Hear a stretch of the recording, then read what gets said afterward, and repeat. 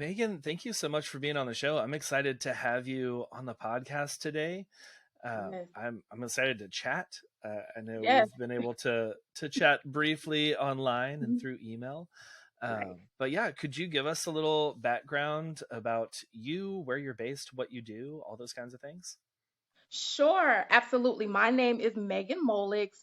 My background is in executive assisting. I've been executive assisting in nonprofits, ministries, small businesses. So I that's my main background. But if anyone knows anything about being an executive assistant, you know that you're not just doing your job. You're always helping out. You're always doing other things, Hmm. which is kind of how I ended up in the industry that I am right now as far as marketing and branding. So I was trying to help out my church. I was the assistant. I'm the assistant in my church. I was trying to help my church save money on their branding and on their marketing. So I taught myself graphic design. Oh, my earring didn't stay. I taught myself graphic design, taught myself how to design websites, taught myself flyers, all of that good stuff. So I ended up doing it not just for my church, but for other people as well. And it turned into a business and it has now become Molix and Company. The company is ran by myself and my mother, Cheryl. I heard you say her name, so I'm sure that's her that that Yeah, is she's on. in the chat today. So yes, we are a family-owned company. We are located in South Georgia. I don't know if you could tell by my the twang in my voice. I do live in the South. I knew you were in the South, just like me. I was like, okay, I feel you. We're both in the South right now. Right, right. But I did live in Texas for about 3 years. I lived in Houston. Okay, So, yeah, I'm just outside of Houston in College Station. okay, okay, yeah, I'm familiar. Okay. Yeah, well, that's So, cool. yeah, that's just kind of, my background. Yeah, I love that you were like, all right, I'm gonna help out in this way. I don't know how to Mhm. do this though, so I'm just gonna teach myself. How did you? Was that just like YouTube University, or how did you go about like learning graphic design and marketing and all that kind of Oh stuff? my gosh, YouTube University, Google University, anything, anything that I could think of, anything that I could find. The very first, I guess, software I taught myself was Poster My Wall. I think that's what it was called. So that's kind of Okay. like what I taught myself, like basics. And then I was like, okay, I discovered Adobe and discovered all these other things. And so just started teaching myself all of these other things. And then as I would meet people, I'll say, okay, so how do you do this? How do you do that? So I'm a quick learner. Now, luckily, I'm a nerd. So I like to read and research on technical things all the time. Mm-hmm. So that kind of just helped me, get that tenacity as far as learning everything about marketing, branding, Yeah. and that whole world.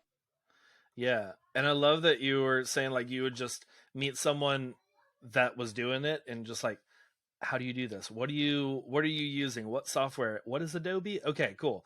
Now I'm gonna go buy that whole suite and learn this.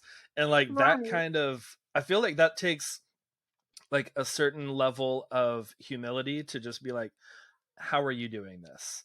Instead of Right. I know how to do everything, and I'm Right. gonna like look over your shoulder because I want to figure this out, but I'm not gonna Right. actually ask you because I don't want you to know that I don't Right. know what you're doing. I think Right. that humility, like that takes us so far in business Mhm. because you can still be super successful and not know everything, and you shouldn't know everything. There's Right. always room for growth For growth. and learning. Exactly. So yeah, and Exactly. I am a nerd like you. I love learning new Right. things, and just like I Right. have so many different hobbies where I'm just like, oh, woodworking. Let me figure out how to build a coffee table. Okay, Right. cool. I'm not gonna start selling these, but I want to learn how Right. to do Just this. for fun. So Just for fun. yeah, yeah. And then you find something that you're really good at, Mhm. like marketing and design and all that. Mhm. I'm sure you don't use, what was it, Poster in My Wall. Sure you don't use that software anymore. It's like, because No.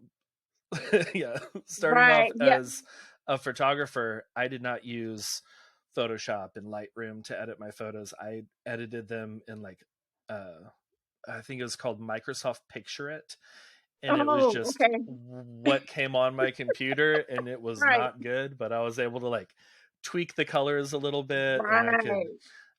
I could make it black and white, but then like leave one, like just anything that's red, leave that red. And Right. yeah, that was really big in like 2010. Uh, Right. but, Right. You have but to yeah, use what you have. exactly. Yeah, use what you have, and then learn Mhm. other things, and kind of Right. continue on growing from there.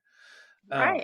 And Absolutely. like with that, through learning and all that, has there been Mhm. some like lesson or piece of advice or something that you have found throughout the years that really just changed the way that you look at business or just life in general?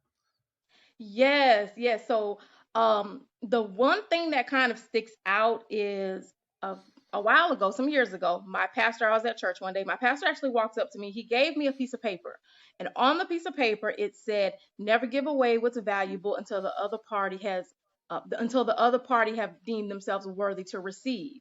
So when I read that, I kept that note, and I still apply Mm-hmm. that to life and especially business, because it took a while for me to understand that even when you're in business, that you can't just, I was giving everything away for free. I was doing so much work for free. I was doing this and doing that, all to just kind of build my credibility, build my name. And what ended up Mm-hmm. happening was me being young in business and naive in business. I didn't realize that I was being taken advantage of by a lot of people that were coming to me. And I would talk Oh to yeah. other people who were doing what I was doing, and they were like, no, it should be charged this or this. And I'm like, so that was a really big quote that I took with me. I still take it with me even now, as I'm doing business, and not just personal life, but especially in business, because I really feel like when you're in business, you have to be mindful of who you're in business with. You have to be mindful of who you're receiving information from, because unfortunately, I would like to believe that everybody wants to see everybody succeed. But sometimes that's not Yes. always No, okay. not everyone is like you and me, Megan. Like Right. I can already feel that from you. Like you just want to see Mhm. people succeed and like build people up, and just like, Right. that whole, rising tide lifts all boats mentality. Right. And there are people out there that are not like that. And Right. it took me hitting the real world to realize, oh, Right. people will take advantage of you. Um Absolutely. so yeah, I love that mindset, and that kind Mhm. of like, it's not a like hiding, I'm just going to hide this, I'm not going to Right. share my gifts, I'm not going to do this for you. But Right. once like they've deemed themselves, um I'm blanking on the word that you used earlier, but like the worthy Mhm. of those gifts, then you can start Mhm. doing that. Then you can, if Right. you're going to offer some discounted services or something like that, Right. like don't just go out there and be like, all right, Right. oh, you can't, you're not, I'm out of your budget. Well, let me do, half off. I'm Right. doing a half off sale right now, for Right. sure. Because I Right. definitely did that so many times when people would say, well, I think you're just a little bit out of our budget. I'm like, well, Right. I could throw this in for free, because I just Right. wanted to make the sale, and Right. got taken Right. advantage of a It lot. absolutely. Absolutely. And I always find that those clients like that are normally my worst my worst clients. Oh yeah, They give me oh yeah, the hardest time. So I have definitely learned to just be more mindful about, and not just clients who I'm working with, but just, people in general, people that I want to collaborate with, just people, colleagues within my own industry as well. I've just learned to just be mindful of the connections that I'm making. yes, yeah. And like that whole networking with other entrepreneurs in your Hmm. field, like that is very powerful and can really grow your business. Right, But there's also, you have to be mindful of what are their intentions. Are their right, intentions to like build each other up and be friends and like right, walk through this journey together, or are they just just playing and like they want to use you and they Right. just want to get ahead and Right. then Absolutely. leave you in the dust, and we don't want that. We Absolutely. don't want those connections. Right. So all right, awesome. Yeah, I mean we could just end the podcast right now. That is a great a great word to just like Right. move forward. And yeah, so okay, I know Mhm. our topic today is to Mhm. stop preparing and to start becoming. Right. Could you just like break that down? What does that Mhm. mean? What do Mhm. we? Because I'm sure there are some people that like read that title and they were like, Mhm. mm, I don't Right. know. Like I am a preparer. Right. I need to have notes Right. for Absolutely. for all this. So what does that mean? Okay, so absolutely. Yes, when I first thought about that, it kind of, I said to myself, okay, Megan, does this really make sense? But I wanted to come from a place of not throwing out preparation, because preparation is definitely needed. But a lot of Hmm. times we get in a mindset of rush preparation. And so I started thinking, and to be honest, I was thinking about the issue in my life. I'm single. Okay, so this piece right here is for all the single listeners. So I'm single, and so I started thinking, okay, if I'm in a mindset of preparing myself to become a wife, I'm missing out on life. I'm missing out on all of the things that are happening around me. And it was more of stop rushing to prepare and just become the woman that I'm supposed to be. The woman who I'm supposed to Hmm. be is, of course, an entrepreneur. The woman I'm supposed to be is, of course, a family woman. And the woman I'm supposed to be is, of course, supposed to be married. So I really wanted to come from a standpoint of not a rush preparation, because a lot of times people, and this is for everyone, a lot of times people get in this mindset of they prepare, and then if something doesn't work out, whether it's a job, it's a business opportunity, they think that their preparation was for nothing and they get Yeah. discouraged. And that's not the case. And what we tend to do is if something doesn't work out, if you don't have a strong mindset, you're going to okay, stop and do something else, and then you're not going to be happy because you're doing something that you really don't want to do. So what I have come Hmm. to learn is that to stop rushing to prepare and just be who I'm supposed to be. Walk in the things that I'm supposed to walk in with the mindset. But I know that I'm going to be wealthy. So I started changing my mindset to a wealthy mindset. Okay, what do wealthy people do? Where do they hang out at? How do they Yeah. act? How is their character? How do they talk? What do they like? What do they read? That's what I mean by just become the lifestyle, the image that you have in your mind that you want to be. Stop so much as preparing as like a test, and just naturally become it, because if that's your identity anyway, then it's going to be natural for you to become that. Yeah. Oh, I love that. I love that mindset of like stop preparing, because I do feel like I'm definitely a perfectionist, Hmm. a recovering perfectionist. I'm learning, but like there have been so many times that I'm just preparing and I want to put something out there, whether it's Hmm. like a course or just like I recently rebranded my website. And Hmm. I've done that in the past where it took me months and months and months and so many things. Right. And like, I'm just gonna, you know what? I'm gonna change this font again because just like coming up with different things because I wanted it to Right. be perfect. But like that done Right. is better than perfect mentality of Right.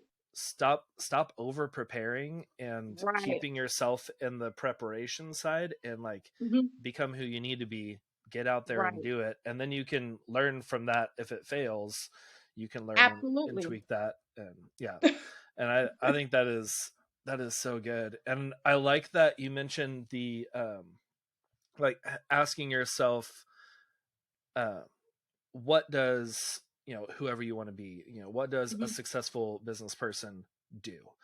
What, Hmm. would they wake up late and just like immediately turn on Netflix and just like chill for 2 hours and then get started after lunch? Right. Or, Right. what do they do? And I hear so many CEOs, so many Mhm. really, professional uh, multimillionaires talking about how they wake up at 5:30, 4:30, Right. and I'm trying to get there. I I'm in the 6 o'clock hour right now, and I'm feeling okay. But yeah, Right. I am a night owl. So it is a shift, but like that Mhm. starting your day early Mhm. and Right. asking what would what would a successful person do in their Right. business? Would I be so focused on that font on my website, Right. or would I just be like, this is good, it's legible, it matches my brand, let's go? Right. So No, yeah. absolutely. Absolutely. And that was one of the things that my problem was. Like you said, a recovering perfectionist. When I started my Mm, business, it took me so long to do my website because I was doing it myself. And why was I doing it myself? Because hey, I'm qualified. That's what I do. So I figured I could just do it myself when really I uh-huh. should have paid someone to do it so that way Yep. I could have focused on CEO level decisions. But it's a learning experience, the whole thing. Oh yeah, yeah. Delegation. I mean, there are no CEOs out there. Very few CEOs out there who are Mhm. like packaging up packages and taking them Right, to the UPS store and all that. Like right, they have people that they've hired right, who do that and do it well, and they can right. trust that they're doing that and go on and do that. Like that's like with that rebranding, I hired a web designer this time because Got you. my Yeah. degree is in web technology, Hmm. so which was, I don't know what year did I graduate, like 2009, 10, something like that. It's a little outdated. The stuff that I learned is Right, very right, right, outdated now, but I right, still felt that like I am qualified. I need right. to do this. It's Hmm. going to save a few $100s or a couple Right. $1,000s. But the just the speed that I was able to get or we were able to get everything together and Hmm. out, and the level of how the website looks now, I'm like, oh, well, of course, it was a no-brainer. I should have Right. hired someone years ago instead of just trying to do it myself. So I love Right. that. I think that is a big takeaway for a lot of people. And you may not feel, listeners, I'm talking to you now, you may not feel ready to hire someone on, but even just like going to Fiverr or something and just finding Hmm. someone to do the mundane tasks of Right. Absolutely. whatever it is. Yeah, something that's Right. taking up a lot of your time, but not using your skill sets to the Right. best of your abilities. So, okay, so kind of going back to that, like stuck in the preparation mode, why do you Hmm. think it's hard for us to get out of that continual Hmm. preparation and always trying to make it better before we get out there and become who we need to be? Wow. Okay. So I actually love this question. And the reason why I love this question is because I had to ask myself this question last year. I think, I think that it's easy for a lot of people to be stuck because it can be based off of a number of things. Number one, if you came up in an environment where you saw people being comfortable in what they're in, then you're going to do what you see. Now, Mm, there mm-hmm. are situations where people are come up in environments where they do have the ability to see beyond and they have that tenacity to just go. But that's not everyone's story. So I think that it could be environment. I think that it could be fear. I think that fear is the root for a lot of the reasons why people get stuck. I think that a lot of people are afraid to put themselves out there, especially if they've never done that before. And so that was part of my problem. And even though people knew me as a graphic designer, what people didn't know is that I actually struggled very hard as a graphic designer. And I had to realize my strength is really not in graphic design. My strength is in strategy. My strength is in the Mm, thinking, and my strength is in verbalizing that to a more qualified graphic designer to say, hey, it should look like this, this, and this. And so yeah. I had to learn. my own strength, and I had to step out of the things that I was weak in and step into my own strengths. And it was scary for me because I didn't want to break that label of Megan the graphic designer. I didn't want to break that label of what people knew me as.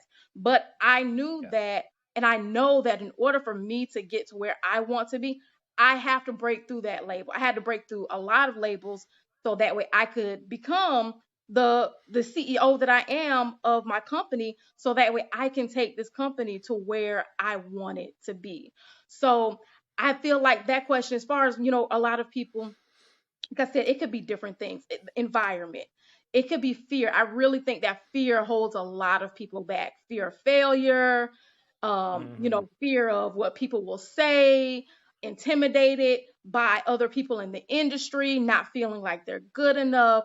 All of those are reasons why people would self-sabotage themselves to say, okay, I'm not going to put it out because it's not perfect yet. But it's never going to be Yeah. perfect. Oh yeah, yeah, Megan, you're just like talking. Those three things are like my biggest fears whenever I'm putting something out there. One, Hmm. I'm not qualified. Why would Hmm. anyone listen to me about this?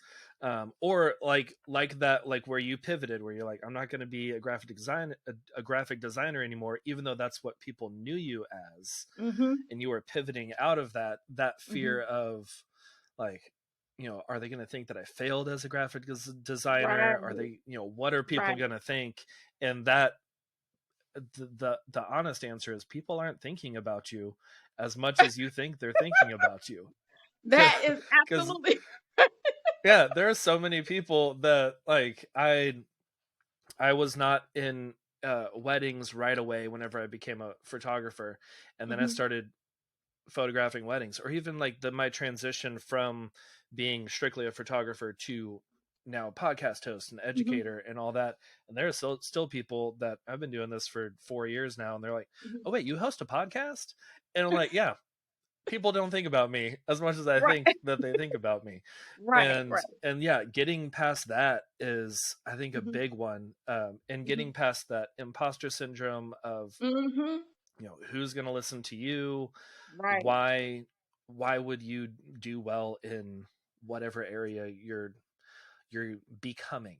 And right. I think, Absolutely. like you said, one of the biggest things is just like getting out there and doing it. And Right, if you fail, then great, because it's not a right. failure if you learn from it, and that Absolutely. just builds you to even be better the next time. Right. Absolutely. Yeah. Absolutely. Yeah. Okay, we got a question here from Okay. Cheryl. She said, "Do you think sometimes we let others' opinions back us into a corner to do something we don't really love?" Ooh, that was a good question, Megan. I'm gonna let you take that one. Wow. You know what? Yes. I Yep. absolutely believe that.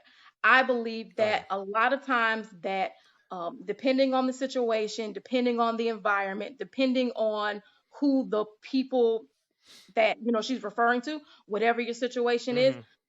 a lot of times, a lot of us have a lot of people, we have a tendency to be people pleasers, even when we don't intend or want to think that we're people pleasers. We have a tendency to want to be people pleasers. We want to please our parents and spouses and Yeah. friends and colleagues, and we want to please people. We have a nature about us to want everybody to be happy with us. And a lot of Yes. times what we'll do is we will do things that we know we don't want to do. We do things that we know that we don't love doing, but the joy that it brings to the people around us makes us want to continue to do it. But the downside of that is there's going to be a day, a time, a moment when it's all going to come crumbling down, and everyone's going to be like, "I thought you loved it." And it's like, "No, you you loved it, Yeah. not No, me." you loved that I did this. I did not love this. Right. Yeah. It's that I so I'm a recovering perfectionist, also a recovering people pleaser. Because I spent Hmm. decades too long just people pleasing and doing Right. things Hmm. for other people, Hmm. to the point where I didn't know what I actually liked to do or Hmm. that I was interested in, because I was just like, I'm just gonna if I'm around this person, then I'm Right. totally into this music group. I love the Right. Eagles. Right. And then I go hang out with someone else. I'm like, yeah, My Chemical Romance, amazing, my favorite. And like, I was Right. always moving and shifting and being what I thought others wanted me to be instead of Right. being John and Right. being who Absolutely. who I was. Right. And now I am beginning to not really care what other people think about me, and I'm like, I'm gonna be me, I'm gonna do what I want to Right. do. and Absolutely. and I think it's becoming a very empowering place. It's a very Yes. empowering place to be able to get past the voices in your head that are telling Right. you to please other people, um, Right. and and to go out there and do what you really enjoy, what you're good at, what brings you Right. life, and not in a way that you're like hurting other people, but in a Right. way where you're not only doing what other people are Right. quartering you Right. in that corner to where you can't Right. get out and you're stuck as a graphic designer even though you don't Right. like it, but people are like, Megan's amazing and we're going to keep hiring her, and we keep telling other people, and you're like, please stop, I want to get Right. out of this. So yeah, I think that is great. So Right. when we have like what we've prepared, Mhm. how can we take what we've been doing and really like turn that into action and get out there Mhm. and become who we want to be? Mhm. I know that we've kind of touched on a little bit of this, but like, Mhm. what's a step that someone could take to really become emboldened and go do that? Okay. The first step I would always say is accountability. And by that, I mean find someone that you can hold yourself accountable to, but find someone that is going to nag you. Find someone who is Yes. not going to let you be lazy in it. Find someone who is, we've always heard that saying where you should have, friends or people who are above you, people on the same level as you, and people who are, I hate to say it, beneath you. But Right. that's the saying that, we hear is to have friendships or, connection relationships with people at different levels.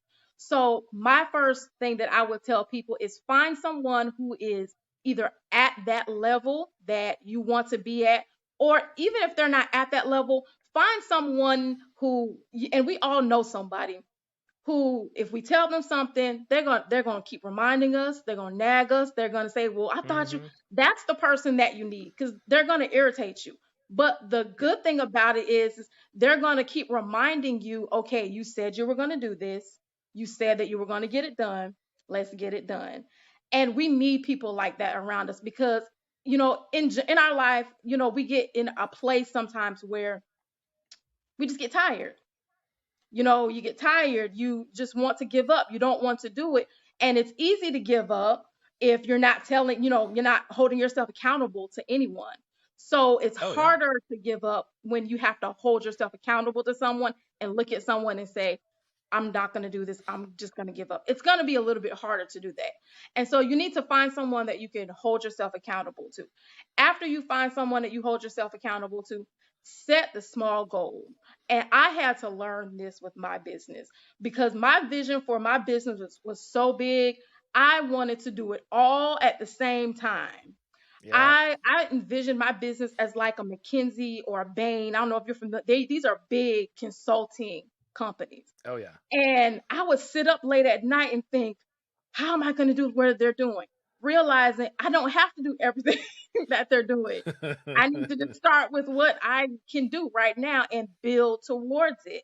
And so that's what I started doing. So I scaled back and I said, okay, I'm only going to do this part of my business because this is my capacity. So start small, and don't be, and I had to learn that, don't be afraid to start small. That doesn't mean that your vision is not big. It doesn't mean that your business is not going to explode.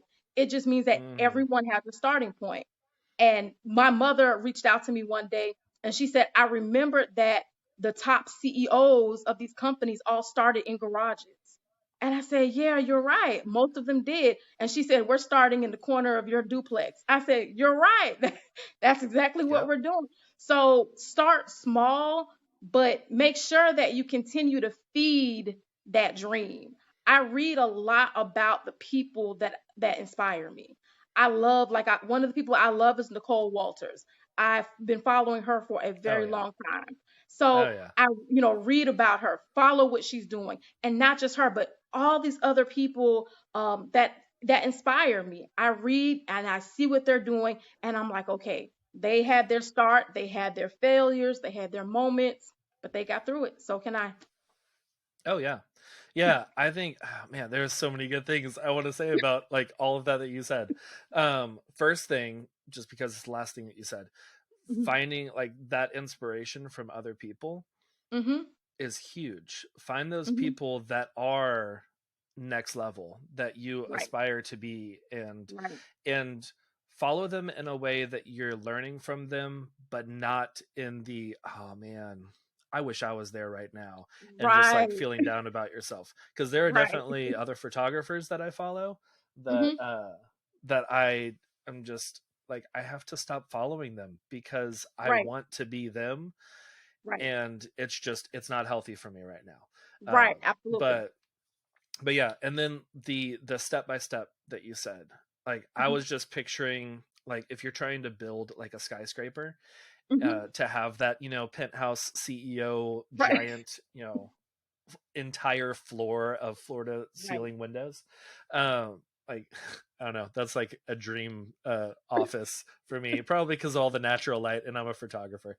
But well, like if that's your dream to have that 60 70 foot tall size skyscraper, you can't Mhm. build the 60th floor when you only have two floors, Right. and you can't get there yet. You have to go one step at a time, Right. building on top Absolutely. of each other. You have to build the Hmm. framework first, and then you can put in the flooring and all that. I don't know how Right. all that works, Absolutely. but like there are certain steps that you have to go in, and it can go Right. quicker because Hmm. you're learning from other people or delegating Right. and growing and bringing in a team to help you build. But Right. yeah, I Right. love Absolutely. that mentality of you know you're gonna have to take the just focus on the next step, or Right. you're gonna stumble because you're looking Right. too far ahead. Right. So Absolutely. yeah, Absolutely. yeah, start small and celebrate the small victories. That's right, Cheryl, I love that. uh yeah, okay, I Megan, this has been so good. I'm feeling pumped to like get out there and go become who John needs to be. Like Right. I'm excited to go out after this Mhm. podcast. I need to write down some goals and go do some stuff. Yeah. Uh, Me too. yeah, yeah. So okay, before we kind of wrap up, are there any last words, any last tips, anything you want to Mhm. give the? I mean, you've already shared so much, but anything that Mhm. we've either already talked about or Mhm. haven't for the listeners? So absolutely. So of course my area is marketing and branding. So I wouldn't be who I am if I don't say something about that. But Yeah. the most important aspect for me is branding, and that's because branding is foundation. So just for those who are listening, no matter what you're doing, make sure that your foundation is solid with what you are building. And I tell people all the time, you can be great in marketing, you can have the best marketing efforts, but if you don't know who you're marketing to, which is something that you should do as you're building a brand, if you don't know the Mm-hmm. people, if you don't know anything about them, then what are you in business for? So make sure that as you are building your brand, that you are serving, that you're building from a mindset of serving clients and not just taking money from people, but building something that is needful and impactful for people, because that is what is going to help you create a lasting, long brand. Yes, 100%. I love that. Yeah, and like whenever you come at it with that service mentality, Hmm. that's what they're going to take away from it, and they're just going to be Right. like, I hired Megan because she was great at marketing and branding, Hmm. and she just went above and beyond, and then they're gonna go and they're gonna sing your praises to all the other people, and Right. then you got people knocking down your door to work with you, Right. and all you were doing was just being you and Right. serving your clients. So Right. I love that. Absolutely. Awesome. Absolutely. Okay, Megan, before we get into like where people can follow you, all that kind of Hmm. stuff, Hmm. there's part of the show that I just want to. I like to talk about what we're loving this Okay. week. Okay. Could be TV show, a book, Hmm. anything, really anything that's just like bringing you joy. What Hmm. are you loving this week? So, what I'm loving this week, ah, a podcast called, and I'm sure you've heard of it, Murder with My Husband. I have not heard of that, but that Yeah. sounds like right up my alley. Wait, yeah. I've seen they're on TikTok. I've seen some of their Yeah. Hmm. videos Oh yeah, on TikTok. where like where she explains like a Right. murder to her Right. husband and he's just Right. oblivious and Right. was like, "Wait, what?" Right. Yeah, Okay. he does all of the she does stories that he's never heard of before. So I love Uh-huh. watching his natural reactions to, all of these stories. But also, I mean, I'm Yeah. into stuff like that. So that's a podcast I'm loving right now is the Murder with My Husband podcast. I watch it on YouTube. So I'm loving that. And Nice. also because I am a nerd, I listen to audiobooks. And so I'm actually listening to an audiobook by Donald Miller. So he's, in Oh business, yeah. story brand. So I'm listening to his Uh-huh. audiobook on Business Made Simple. So to me, that I'm loving those two things right now. Nice. That sounds great. I love Donald Miller and like Mhm. his story brand book. Is Mhm. the has he had a new book that he came out with Mhm. last year that I have not read yet. Is that the one that you're listening to right now? The one I'm listening to, it's actually been out, I want to say for over a year or so. He does have Okay. a new one. I haven't got that one yet. Okay. But that's next on my list to get. Yeah. He writes in a way that's very understandable for me, Yes. Yes. because I've definitely read and listened to some business books. I'm like, I don't know, I'm so Right. lost. Right. But yeah, I really like Donald Miller and Right. the way Yeah. that he writes. And Right. I'm gonna have to check out that um, Murder with My Husband podcast Yeah, because absolutely. I've seen the little clips on their TikTok and I'm like, Mhm. yeah, that I would definitely listen to that. That's I mean, I love true crime and My Mhm. Favorite Murder and Crime Right. Junkie and all those kinds of things. Right. Right. So okay, awesome. Let's see, what am I loving this week? I feel like I'm like my intake right now is a lot of the Mhm. same things. Mhm. Um, I guess I rekindled a love for The Walking Dead. I was Mm. really big into that when it Right. was first came out, and Mhm. then uh, they lost me. Uh, I don't know, probably like season 7 or Oh. so after a while, and it was on Netflix, and I was like, I'm gonna give it another shot, kind of pick up where I left off, and Right. I've just kind of been going through that and watching those. I'm pretty sure it is over. I don't think it's still going on. But yeah, I'm like in season 10 or something on Netflix right Right. now. So yeah, I'm liking it. It's uh it's very different than the first few seasons of The Walking Dead, but Right. still really good. I've I like I've it. never actually watched it. I've seen bits and pieces, but I've never Uh-huh. actually watched it. So, but I hear a lot of people talking about it. So, Yeah. And you might recognize a few places because they film a lot of it in like the Atlanta area. yeah. So Yeah. uh, Mhm. yeah, it was cool. Like because I had been out to Atlanta years before, Mhm. but then I think it was like 2015 or so. Mhm. Went to go visit some friends in Columbus, and we went up to Atlanta, and I Okay. was like, "Oh yeah, that's the sky. This is the highway that Rick is walking on with the horse." And okay, Right. uh, but but cool. Okay, so Megan, where can people follow you? Where can they find you Mhm. online? Where can they Mhm. connect? Sure, sure. So my website is meganmolix.com. My name, meganmolix.com. I am on Facebook. My Facebook name is Megan A. Molix, and that's Molix. And then my Instagram is the Megan Alexandria. And I'm also on LinkedIn. LinkedIn as well. I'm trying to get into LinkedIn. I'm trying to get over the LinkedIn hump. So I'm on LinkedIn as well, Megan Molix. Me too.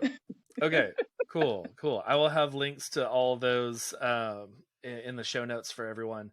So yeah, definitely reach out to Megan. Let her know what you thought about the show. I loved it, and Oh, thank I you. am also trying to get over that LinkedIn hump. Just like Yeah. I don't quite understand my place on LinkedIn. Right. I think it's because whenever I joined LinkedIn, Mhm. it was really just a here's my resume and Right. I'm Right. looking for a Absolutely. job kind of Right. social media. Right. So I definitely need to learn more about it. I'll nerd out on like some YouTube video go Right. Absolutely. breaking down what LinkedIn actually is. So okay, well, awesome. Well, thank you so much for being on the show. I really enjoyed getting to talk to you today. Thank you. Thank you. I greatly appreciate the opportunity.